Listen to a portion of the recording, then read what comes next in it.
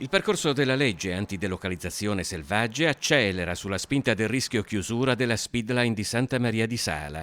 Il testo, già pronto e in procinto di arrivare alle Camere una volta concluso l'iter di approvazione della legge di bilancio, sarà invece direttamente accorpato alla finanziaria.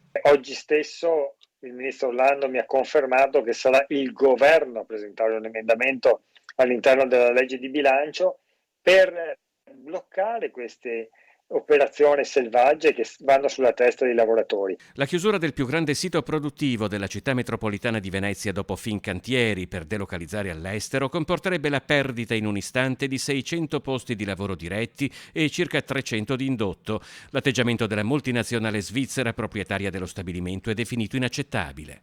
Che la proprietà, il gruppo insomma, svizzero, addirittura non si presenti al tavolo e faccia sapere ai lavoratori che chiuderà l'azienda nel corso del 2022 e manda degli advisor, degli esterni che fanno per mestiere quello di chiudere l'azienda, è una cosa semplicemente di barbarie, anche se, semplicemente nei rapporti sindacali e istituzionali.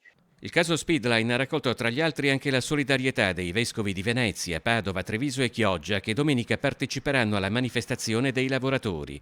Mai come davanti a casi come questo, secondo il senatore Ferrazzi, è necessario fare fronte comune. Proprio oggi pomeriggio abbiamo depositato in Senato una mozione a mia prima firma, che però vede le firme anche del Movimento 5 Stelle, di Italia Viva, del gruppo misto, perché dobbiamo fare fronte comune. Io ho chiesto ai colleghi di collaborare insieme per unire certamente i livelli istituzionali, ma anche le forze politiche, perché le forze politiche devono unirsi dinanzi a battaglie di questo tipo.